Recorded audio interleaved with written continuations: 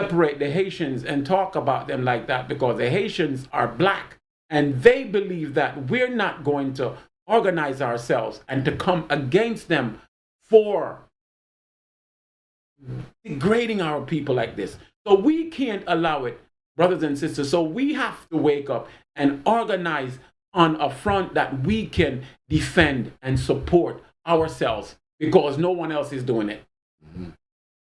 And it's very much so.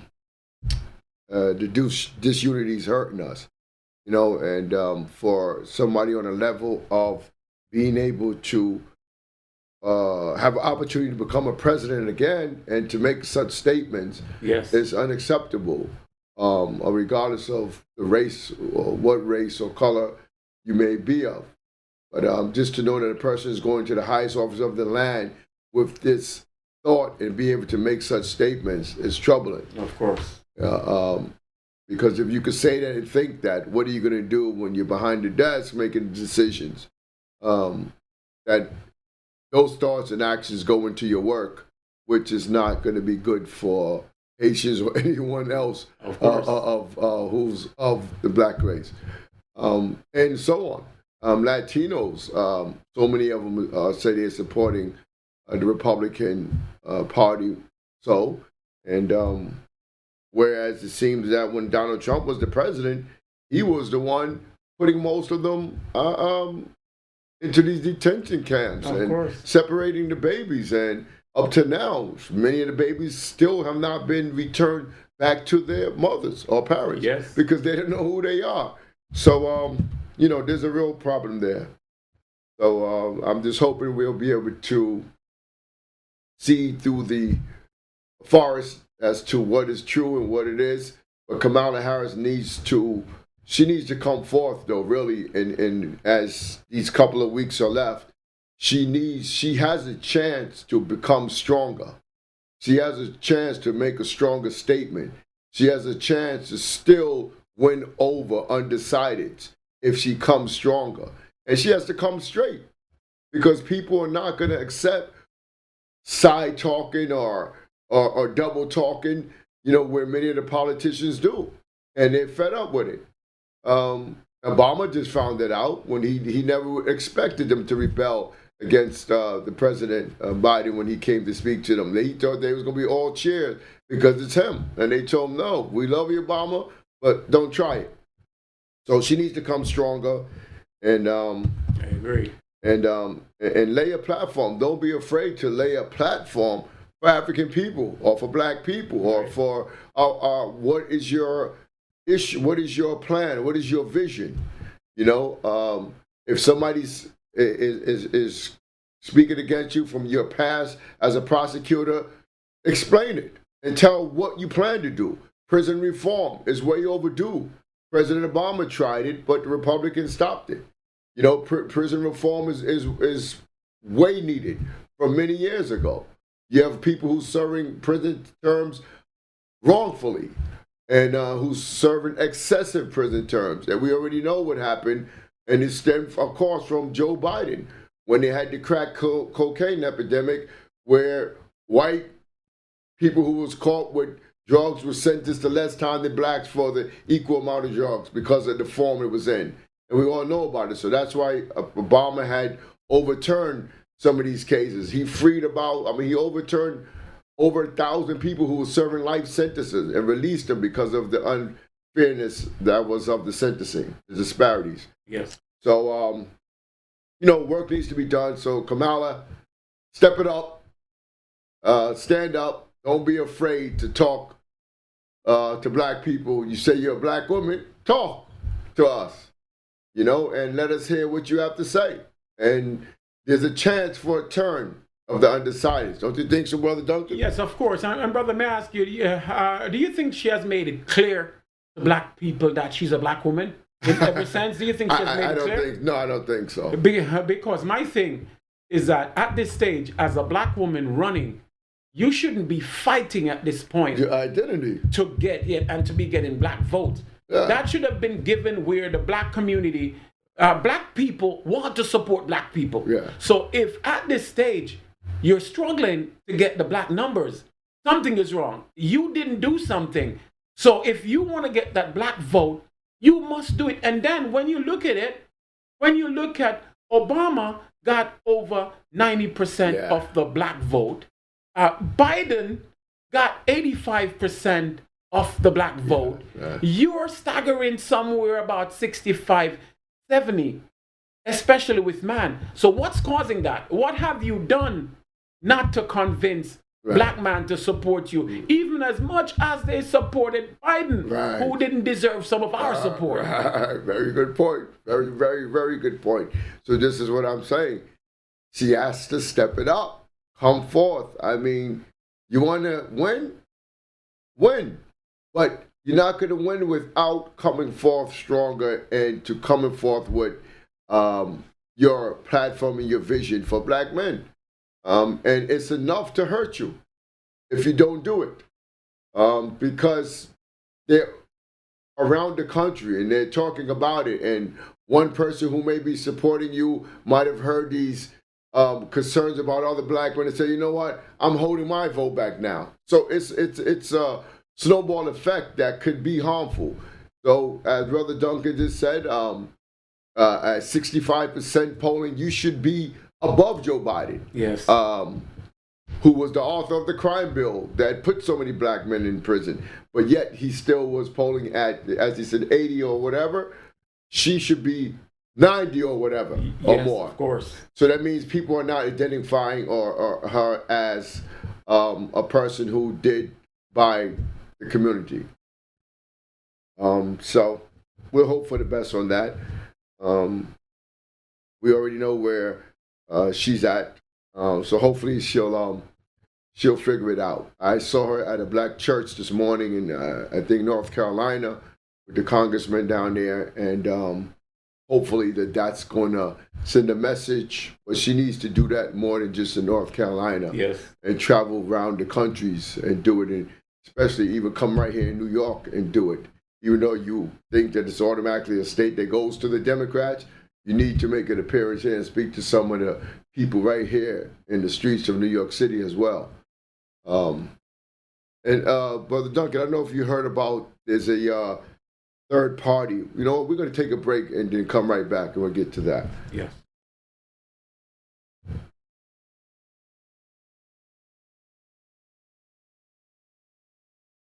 Hello, viewers in America and across the world. This is Eric Stevenson, host of the Power Talk show on Millennium News 24. Tune in every week at Sunday, 1 p.m. Eastern Time, American Time, and also on all your iOS and Android devices. Also, all smart TV and Apple, Amazon, and worldwide through Verizon satellite. And also worldwide from www.millennium.com and www.millennium.com and on social media. Right? See you there. I'm in church of black woman. And then she was in a... Welcome back to Power Talk, Millennium News 24. I'm your host, Eric Stevenson. I'm with you. And we're continuing here with Mr. Michael Duncan, the President General of the UNIA, as we had a discussion about the presidential election. What I wanted to ask you, Mr. Duncan, is there's a third-party candidate out there named Jill Stein. Have you heard of her? A little bit, not too much, yeah. Yeah, she's not on the ballot in every state, but she's on the ballot in about 5 states. And one of them being Michigan, which is a crucial state. The battleground. Battleground, for sure. Yeah. That's a battleground. But the problem there is she's getting a lot of support from the Arab community, which is very, very highly populated there in Dearborn, Michigan, and parts of Detroit, and so on. And they're kind of upset with Kamala on her dealings with the Gaza situation. And she has to come forth with a clear plan or a clear statement stating, yes, I support helping you or doing for you as we're doing for Israel. I know Israel's an ally, but she's not coming strong enough to them or genuine enough to them that she will work for a solution to create peace, get them their land back, and move forward in peace. Yes. So they're going with this third party candidate, which is polling at 5% or more so far, and the numbers are going up. I looked at what somebody had posted one of the videos online, Facebook, I believe, with her commercial. It was kind of impressing. I don't think she'll win, of course, but she made some valid points about the war in Gaza. So what is your thoughts on that? Yeah, well, in Michigan, these people from the Middle East, there are a good percentage of them that can affect the election. And you have to realize that America is run by groups of different organizations. That's a group that's organized in that region. Yes. And their prime concern is what's going on in their country. Right. So if they feel that their issues are not being addressed, they're not going to vote for you. And this is how it should be for everyone. Right. If we as African people feel that our issues are not being addressed, we don't care who you are. We are not going to vote for you. So I could understand those people in Michigan. And Michigan is a must-win state for whoever is going to win the election. So I would caution her to make the necessary steps for these people to feel comfortable. But the fact that there's a third party in the race and these people identify with that third party, you could see where it won't affect Trump so much, because Trump's supporters are Trump supporters and they're not going to sway. But if Trump can knock away 2-3% from her from another candidate, it's a big benefit for him. Therefore, I'm saying we must address the concerns of all groups or they won't support you. Yeah, because there has to be a middle ground of comfort to be able to say, well, look, I can't go too much one way or too much the other way, but I could come through a middle road and let it be settled on both sides. Of course, you know, of course. And she's not even doing that. And what this third party candidate is stating is that, look, you don't have to vote for Kamala Harris, and by not voting for her doesn't mean you have to vote for Donald Trump, because you don't have to vote for either. Yes. You could just vote for us, the Yes. third party, right? So it's convincing to people to say, oh, really? So we don't have to vote for her, and it's not supporting Trump. We'll just vote for you, for those who are supporting her. And then they're telling people nationwide, where she's not on the ballot, to do a write-in. Yes. You're allowed to vote by a write-in. So they say, if we're not on the ballot in your state, write our name in as a candidate for president and vice president. And I don't know how far it's going to go, but like you're saying, in a neck-to-neck race in some of these battleground states, 2% could destroy the presidential candidate on the Democratic side. It's happened in the past with 1% with third-party candidates. I think it was with, not Al, it might have been with Al Gore or someone else before, Andy Stern or one of those, I forgot the name. He ran as a third party, 2%. And what did the Democrat lose by? 2%. Wow. So let's get it together, Kamala. So you have time, but not a lot of time. So get it together. Let's move on quickly to the mayor's race, and then we're going to get it to the UNIA. Yes. Mayor Eric Adams here. He's indicted, as we all know, and half of his administration has, top administration circle has resigned for one reason or another. And he still says he's innocent, which he has the right to do under the law. If you're innocent, you're presumed innocent until proven guilty. And even sometimes when you're proven guilty, you're still innocent. Yes, because of course. The jury, the people who's jurors and the jury, they'll convict you, and you'll be wrongly convicted just because of their own prejudices. Somebody didn't like you because of your color, your race, or your religion, whatever, and regardless of what evidence presented or heard, they'll go against you. So, people say the law says you're innocent to proven guilty, but I'm saying that's true, but not all the time true. Yes, Eric Adams, but I feel bad for the brother, because I feel that this system has a record of going after black man for the least circumstances sometimes. where it comes to you getting some upgrades on a flight, if there's no direct relationship that you're getting upgrades to basically give free service or to say do this or do that for him, and most of these upgrades came along prior to him becoming the mayor. Yes. And as you have to realize that as a service to your people, as an elected official, if your constituent is having a problem with a city agency, it's your job sometime to advocate on behalf of that constituent. So I don't think they have a whole lot on him, but I think he has to be careful because a lot of times in these federal cases, how they get people is through obstruction of justice, where they have these charges against you. You start speaking to witness A or witness B, C, or D, and then they get to say you're tampering with the witness. Yeah. Obstruction of justice. So he has to be careful. And with the thing about straw donors, unfortunately, that happens in campaigns sometimes. Yeah. You can ask a business person for a donation, and he or she goes to his employees and work that out. Yeah, but that has nothing to do with him. It has him. nothing to do with him. His campaign staff, fundraising committee, they're the ones raising money for him. Yes. You know, and he could come in and say, "Oh, I just raised $100,000," but don't know who gave it to him until he contacts his campaign committee to see the itemized people who gave whatever check. Right?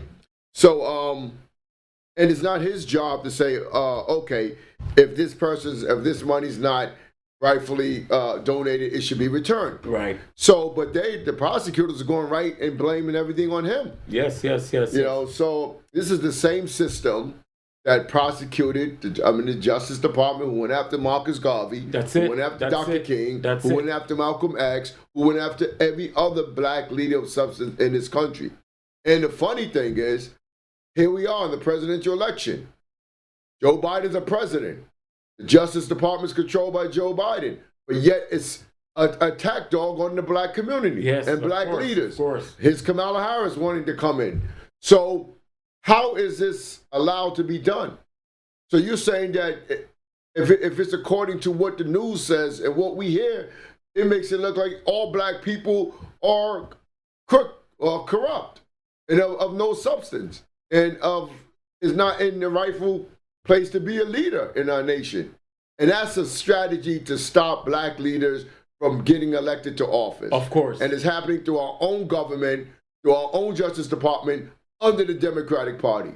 Of course, and you have to realize that a city like New York City, which the budget is so strong, and all of a sudden you have black people in so many commissioners, positioners, this and that.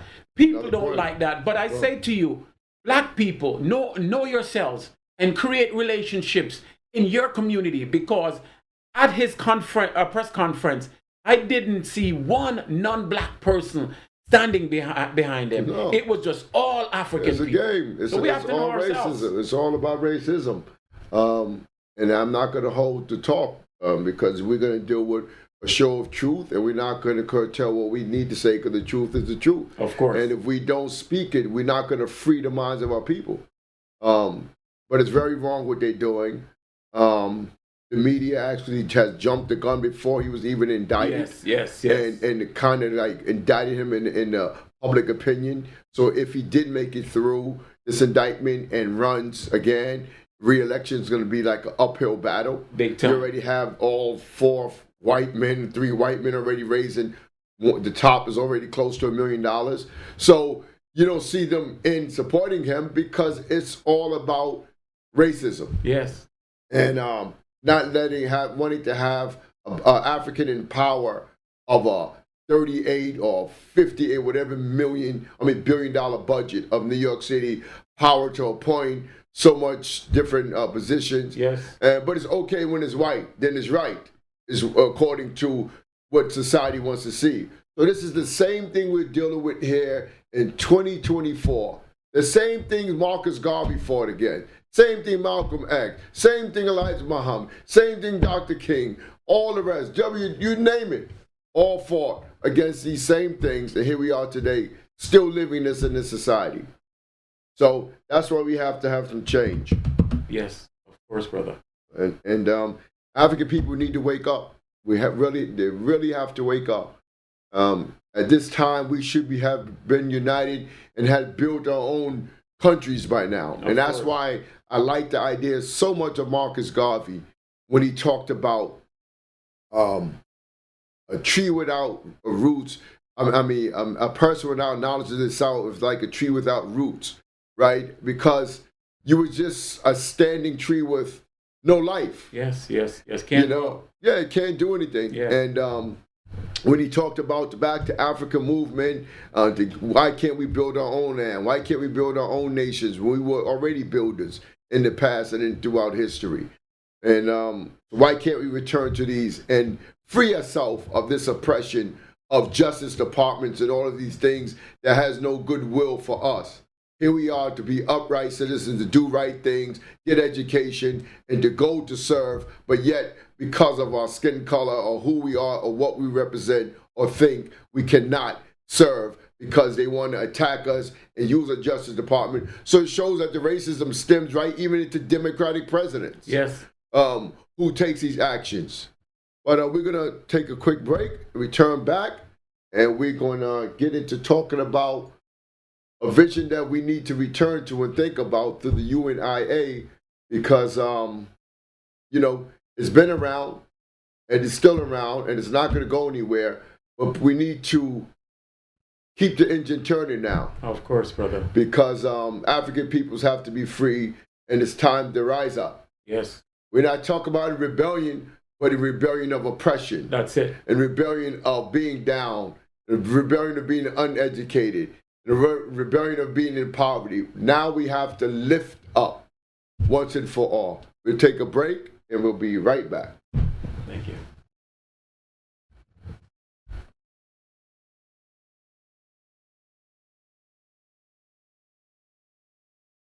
Hello, viewers in America and across the world. This is Eric Stevenson, host of the Power Talk show on Millennium News 24. Tune in every week at Sunday, 1 p.m. Eastern Time, American Time, and also on all of your iOS and Android devices. Also, all smart TV and Apple, Amazon, and worldwide through Verizon satellite. And also worldwide www.millenniumtv.com and www.millenniumnews24.com and through our social media.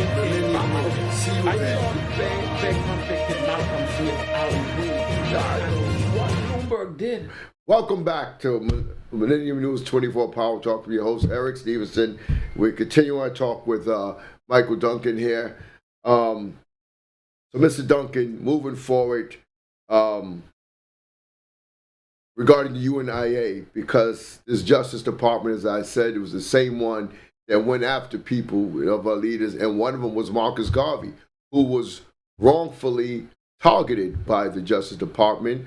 And many of you may not know of Marcus Garvey, or you might have heard of him, but don't know who he is. And that's why we should study. That's why we should research and read about who these people were, because they made a great accomplishment, not just for Africans, but for people around the world in general. It was good for trade. It was good for business. I mean, wouldn't you say, Ms. Duncan? Yes. Her brothers and sisters, and you have to realize that the world is run on a bluff. One person tried to convince you that they're better than you. That is why 8% of the world control the next 92%. That's why here in our communities, we rather to go live in somebody else's community instead of living in ours. But brothers and sisters, if we change our conditions tonight, if we change the way we spend our monies or the people we support tonight and organize in a body in our community, situations on every level will change tomorrow morning. And that's what Marcus Garvey was able to do. The first thing Mr. Garvey did when he came to these United States in 1916 was to tell black people, not only tell black people, but to convince black people that your black skin, there is nothing wrong with it. He clearly told them that your black skin is not a badge of shame, however, a glorious symbol of African greatness. So, brother, for black people who have been hearing contrary to that, prior to him coming, when Mr. Garvey came, it was like the Messiah came. Somebody was saying something totally different, but Mr. Garvey gave the black man a backbone. People who were involved with the UNIA back then thought that they owned half of the world, and they didn't own the next half because they didn't want it. Was when Marcus Garvey was here with the UNIA, was he able to set up local businesses in the community through his members? Brother, in Harlem, we control Harlem. Where Harlem Hospital is right now, we had theaters there. We had the hotel there. We had supermarket chains. We had credit union. We had our banking system. We had the Black Doll factory. Every business that Mr. Garvey could think of, you could think of, Mr. Garvey created it in Harlem. Mr. Garvey period was that the third period for African people here in these United States, because the first period was slavery, the second period was sharecropping, the third period was Garvey and Garveyism, where African people were inspired to start owning their own businesses, building their own communities, and it was just flourishing. That's why you saw the Harlem Renaissance through Garvey and Garveyism. Did he do housing as well? Black people had start owning houses. We start owning building. We owned hotel, the Teresa Hotel in Harlem. Wow. Because you have to realize that. Oh, that was owned by Garvey? Yes, the Teresa Hotel was set up in Harlem. The one that Fidel Castro came to. Yes, that's why Fidel Castro came. The church with Adam Clayton Powell, prior to them taking it, it was Garvey's building where he had services 3 o'clock every Sunday. So Garvey and Garvey, we owned almost everything in Harlem. Everything in Harlem. And every UNIA chapter at that point owned a building. And within that building, you had to have housing for your residents as well. And you would own the real estates in your communities as well. Now, perfect example of what you're saying, right? And the years and the time that this was all going on, had it had that growth from then to now, where would we have been? Brother. So it goes to show you. So now you had J. Edgar Hoover from the Justice Department of America. Yes. In our country, where we're citizens of our government who attacked and tried to pull the plug on our progress. Yes. Yes, and you have to realize that Garvey shook the cornerstone of 3 major empires: the British, the French, and the U.S. The British and the French wrote to the U.S. and told him that you cannot allow this man to continue. You have to stop him. You have to stop Marcus Garvey. So they went after Marcus Garvey by any means necessary. As Malcolm X said, they had to stop him because Marcus Garvey was building an empire that the world would see, and he would take that empire to Africa to be able to organize and get the colonizers out of Africa. And they knew that would happen. So again, 400 of them gathered into a meeting in 1918, and they said, are we going to let this one man stop what we have been doing for 300 years? Therefore, they went after Marcus Garvey viciously. But the worst thing about it is that they used some of our people to go against Marcus Garvey. For example, W.E. Du Bois. I will never forgive him. Wow. He set the black movement back 300 years. W.E. Du Bois. Yes. You have to realize that he was actually a CIA operative. And he was the one they sent to Liberia, because Mr. Garvey had secured 1 million acres in Liberia to build that super city. There were going to be farms, the specific, a farm was going to name the Liberty Farm on Africa, and he was going to build that super city. And from building that super city in Liberia, he was going to organize the economics. He was going to organize the Pan-African Army. The Pan-African Army would eventually kick out every colonizers from Africa, and they knew it. So what they did, they sent W.E. Du Bois to Liberia to speak to the president at that time, Charles D.B. King, and tell him, do not allow Marcus Garvey and the UNIA to land in Liberia. Wow. And that's exactly what stopped the Liberian project. Wow. This history is something. And this was not wrongdoing. This was nation building. Yes, you know, nation building. But they knew if black people left here, they wouldn't have that cheap labor. And they knew if black people went back to Africa, it would just be a matter of time before they all would have been kicked out of Africa. Wow. And so what were some of the teachings of the UNIA that most captured people's interest? I know he always talked about the education part, educating yourself and so on, self-sufficiency.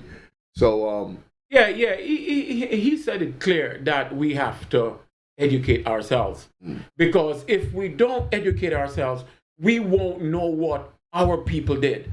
And Mr. Garvey educated himself extensively, and through his education he was able to show African people that we built the first civilization in China, the Shang Dynasty. He was able to show us that we built the first civilization in India, the Dravidians. Wow. It was black people. It was shown that we controlled Spain and Portugal from the 7th century until 1492. Yeah. He was able to show that the Sumerians, we controlled them, that area, Iraq, Israel, everything, the Mesopotamia Empire, we controlled everything. So Garvey was able to show us that we control the world and we build the world. We civilize the world for people. So all those things he was able to teach us. And from teaching us, then black men were more confident, start spending in his own community. Say, Mr. Garvey convinced them that what man has done, man can do. So what he's saying, what we did there, we can do it again. He showed them where we control the Nile, and everyone came to the Nile for teaching. As far as, see, if you went to high school here and you do math, they teach you that A squared plus B squared equals C squared. And they're telling us that that's a Pythagorean theorem. Garvey knew they lied, because when you look at the ancient pyramid, the major pyramid, and if you look at it, and if you come down the middle, it forms a right triangle. So that is telling that black people had understood and created that relationship in math 2,000 years before Pythagoras came to Kemet to study. So Garvey taught us all these things. So again, they couldn't tell us anymore. They couldn't tell us that they were the leaders of the world. So that's how Garvey was able to rise up the black race, by educating them on all these things we had done for the world. And the pyramids are still standing today. That's it. And they're still studying them today. That's it. That's it. It's amazing. Wow. So United Negro Improvement Association, it was exactly that, about improvement of your life, from your education of yourself to your finances to your work, employment, job creation, business creation, housing, etc. Nation building, all of it. Everything. It had everything completed. Brother, I have to tell you that the UNIA changed my life. I was born in Jamaica, and being a boy growing up in Jamaica until I was 14, all I could think about was Jamaica. I came to the States. I went to high school in Brooklyn. And at the age of 17, I picked up the book Philosophy and Opinion of Marcus Garvey. Brother, it changed my life. After reading that book, I then realized that I wasn't a Jamaican. I'm an African. Born in Jamaica. It changed my life. That's a fact. How I look at brothers from Haiti, brothers from Cuba, brothers from Trinidad, brothers from here, because now I knew they weren't any different, or I wasn't different from them. Because you could have actually been brothers. Exactly, my dear brother. Wow. So it's a different look through the prism of something different to look through and see. I mean, thinking of it from that point of view, because it now broadens your knowledge. Yes, exactly. You know, versus narrowing down to, oh, I'm a Jamaican, I'm a Haitian, etc. Whereas if you pull that back, where'd you all come from? Right. So you could have been brothers torn from a family like Donald Trump did to the Hispanic people, put you over there and him over there. You ended in Jamaica, he ended in Haiti. Yeah. So if you look at the slave master system, when they brought us into slavery, they set it up specifically that if you have Jamaica speaking English and you have another country, you want them to speak French. Or you have another country, you want them to speak Portuguese, Dutch, because you didn't want them to communicate. Very just like divided in Africa. culture. Just like in Africa. If you look, Ghana speak English, but Togo speak French. Benin speak French. If you look at Senegal, Senegal is a country like this, but in the middle, you have Gambia. Gambia speak English, but around Gambia, it's Senegal, and they speak French. The objective is to make sure we never come back together as a unit. And that's the bond that Mr. Garvey broke. And that's a trick that's very evident today if you just look at the map. Yes. How this was a plan, a blueprint that was laid out. Yes. To purposely do this for this reason of conquering. Right. But wow, you know, that's why I say African people, they have to wake up and educate yourself. But that's a good way to start that book, Philosophy and the Opinions of Marcus Garvey, because reading it, I did read through it too, and it's like the Bible of self. Of course. And it's not a one time. This is like something you read all throughout your life, even as a reference, and return back for reference points. Exactly. So it's a Bible of self. And wow, so much. So where do we go from here into generating our people back into the thought of being independent, the thought of living their life as to who they are and who they was created as? Yes, brothers and sisters, if you realize what's going on right now, you're seeing the struggle for Africa. Everyone wants Africa because the world has learned that after they have taken out the resources of Africa for over the last 300-400 years, what they realize is that since then until now, they have taken out only less than 1% of what's in the underground of Africa. So everyone is moving for that, and they don't want African people to get that. They don't want African people to even come to Africa.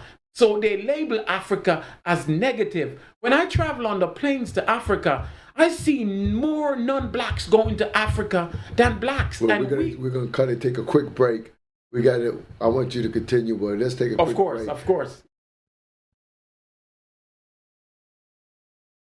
Hello, viewers in America and across the world. This is Eric Stevenson, host of the Power Talk show on Millennium News 24. Tune in every week at Sunday, 1 p.m. Eastern Time, American Time, and also on all of your iOS and Android devices. Also on Smart TV and Apple, Amazon, and worldwide through the Verizon satellite. And also worldwide through www.millenniumnews.com. And that's www.millenniumnews24.com and on social media and Millennium News. See you there.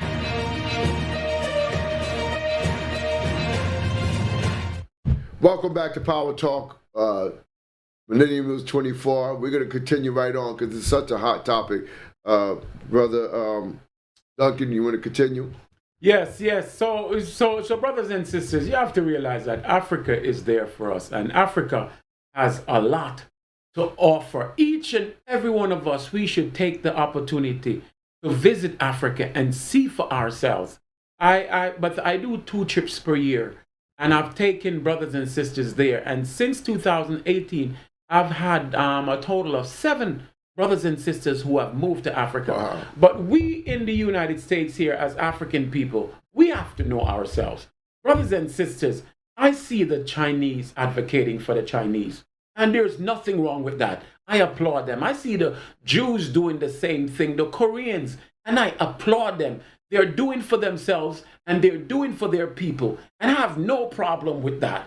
But I want us as African to work for Africans and build for Africans. So we have to unite. Our children are relying on us.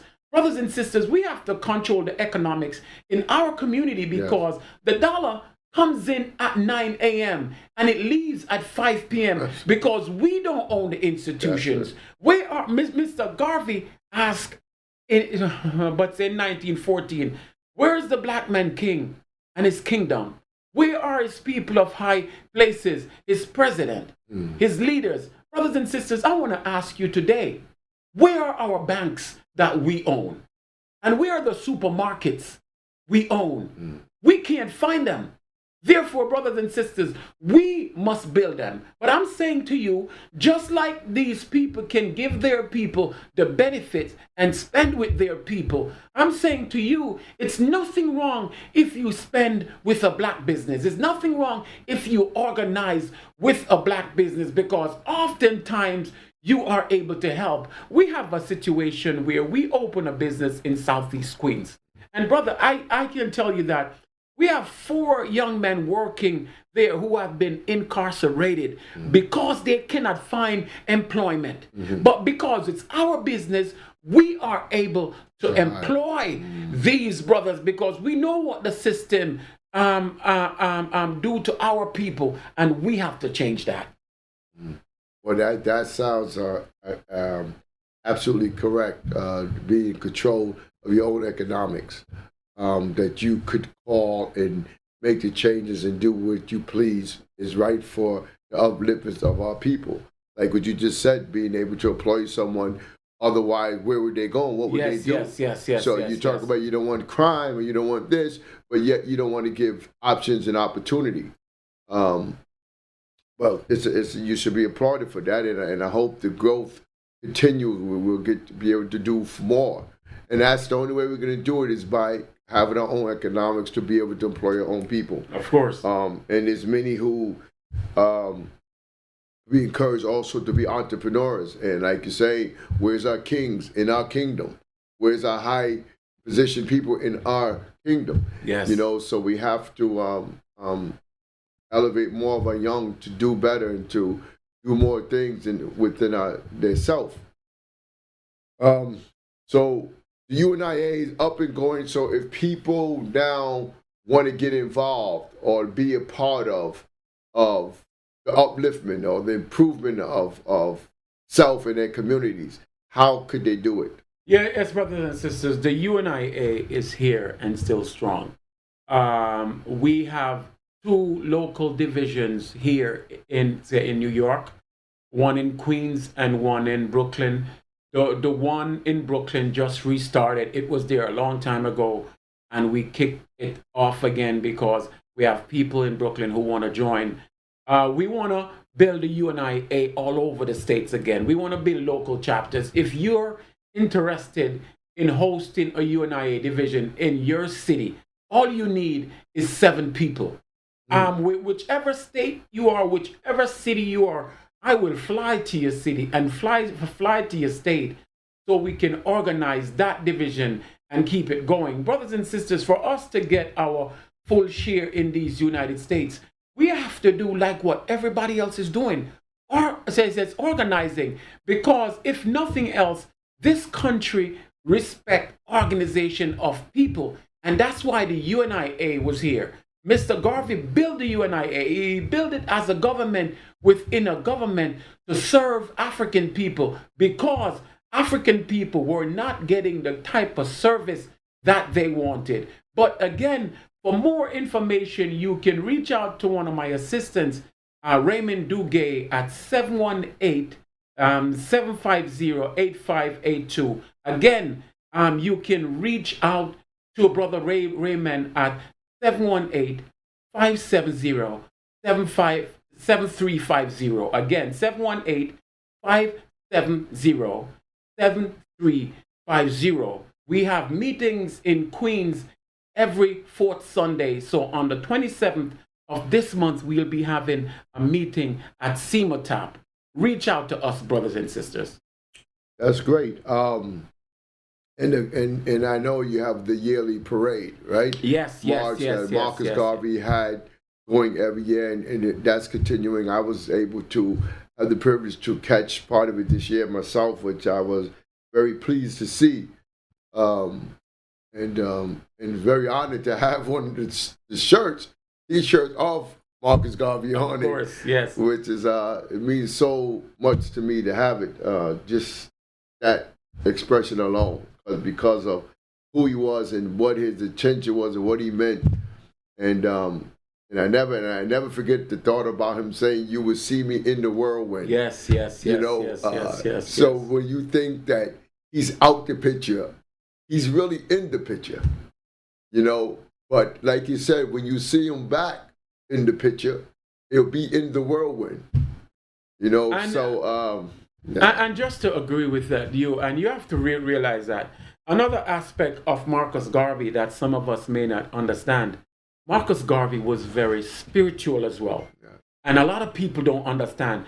But we as African people, we were given spiritual gift by the Creator. Mm-hmm. But we have had organized system, came along and took us from our spirituality and pushed us into theirs. So the spiritual gift that we have, we no longer are able to identify them, because it was our spiritual gifts who allowed us to fight them and beat them in the Caribbean, in Jamaica. It was the spiritual gift that Nani and Cudjo and the Maroons used. In Haiti, it was the same thing. It was the spiritual gift. So Mr. Garvey, when you hear Mr. Garvey said the words like, he said, in life, I shall be the same, but in death, I shall be a terror to the foes of black liberty. He's saying, look for me in the whirlwind. Look for me in the storm. He's speaking about spirituality. He's saying that when I'm dead, I will bring back with me countless millions of black people who have died in the Caribbean, North America, and Africa to aid us in the fight for freedom, liberty, and life. The colonizers, when they came, they realized we were with God. They had to break that. They break that, and they gave us their religion and took our spirituality from us. Wow. Culture and all. Yes, wow. Everything. Dress code, the whole shebang. Everything. So that goes to show that they had to actually do an observation or study of us to know how to weaken us. Yes. You know, because they know that the power relied on our spirituality, but they said, how do they get us out of it? As you just mentioned. And it's so serious and important and interesting to hear you say it. It's something that we have to look back in ourselves about getting reconnected or being reconnected back to our spirituality, because that's our true strength. And that's our connection to the higher power. Yes. You know, the creator of the heavens and the earth. You know, so I understand the point in what you're saying when Marcus Garvey stated that. He was speaking of a higher level than most of us who were not connected to realize what he's saying. But as we get to understand the spirituality of things, we understand more of what he meant. So it's a great thing. So it continue on. Now, also, does the UNIA open in other countries too, or? Yes, we have. Or it's not as. We have divisions in Jamaica right now. We have division in Curacao. We have division in Liberia, Ghana, Kenya, Ethiopia. Right now. Wow. So is it necessary to have them in those countries, whereas they already run their people already run their own country? Well, to be honest, brother, while most of our country, you look at most of our country, we may run the government, but the economics is totally controlled by other people's side. It's just like in Jamaica. Right. Just like in Jamaica. You go to Jamaica, the black people are at the bottom, Just like every other country I have been, whether it has a black leadership or no, black people are always at the bottom. So in a foreign country or in another country, like let's say Jamaica or let's say Ethiopia, where it's all Ethiopian government, all Ethiopian businesses, and Ethiopian people, they have a chapter of the UNIA, who would they be building against taking the economy back from? Well, Foreign interests? Yeah. The thing you have to realize. Or would they be opposing their own government? Yeah, no, but you never want to oppose government because, as listen to the teachings of Mr. Garvey, he said we should always respect the teachings of the government. For example, we're here in the United States. We don't want to oppose the government here. No. What we want to do is to organize and build for our communities. Yes. Just like everybody else building their own communities. Right. And we understand that if we organize, you and I become twice as strong as just I. Right. Or you. Yeah. And that's what we have to understand. No matter how good or smart we may want to think that we are, as a group, we can accomplish more. And that's something that's deceiving us, because in the teachings of the slave master, when he taught that, he made it clear that never trust your next black man. Trust only me, the master. And until now, we're still of the philosophy where if the master comes here today and selling you a piece of ice, and I'm selling you a piece of ice, you're going to buy the master's ice because you think the master's ice is much colder than my ice. You think the master ice is much better than mine. Everything the master has, he has taught us that his own is better than ours. And that's what we have to break. That's what Mr. Garvey broke, and they brought it back again. So we still have work to do. So on the thought of international countries who supposedly control the economics, which they're not, because even though it may be their own people in government and in business, the outer economic structure is foreign interest that's extracted all of the wealth. Of course. So it's about then changing their mindset to control their own. Yes. And to pull in their own economics for them. And I tell you, whoever control the economics, control everything. Of course. Give me your economics, and I don't care who your president is. That's true. I don't care who your governors are. We control. Yeah. And that's very much happening in many of the countries and islands, and especially Jamaica as well. You know, it's a shame how Michael Manley had took a stand in position to give Jamaica its independence. Of course. You know, but yet the international IMA, what is it? The IMA? Yes, IMF. IMF, sorry, yeah. International Mother F. You know what they are. They came and put a grip on conditions if you want loan to survive, and you could never end up repaying those loans because of the conditions. So you're always in debt to them, and so a lot needs to be done. But like you said, it's all starting with the mindset of first thinking and knowing, so you can make the change. Once people start becoming collective, that's what. But we're gonna shut down because time is up. We always need to go on probably about 20, 30, 40 of these shows just to get into the discussion of what we want to be, where we want to be. But we're going to have to end now. We thank you, Brother Duncan, for being here, and the viewers, I'm sure, could appreciate your wisdom today.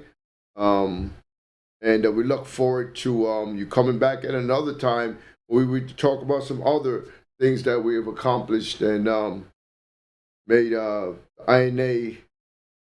UNIA banner always be upheld and worked throughout our planet, that our people will always be lifted up from our bootstraps once and for all, and never go back, but to return to where we come, from whence we come. Thank you, Brother Duncan. Thank you. And the listeners and viewers, you could close out. Brothers. Africa for the Africans, those at home and those abroad. Brothers and sisters, with confidence, you have won even before you started. One God, one aim, one destiny. Long live Marcus Garvey. Long live UNIA. Thank you for tuning in for Millennials 24 Power Talk, and we'll see you next week. Thank you.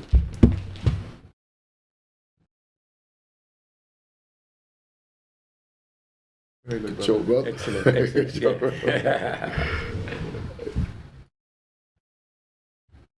Great show. And I felt a Very good good. energy, man.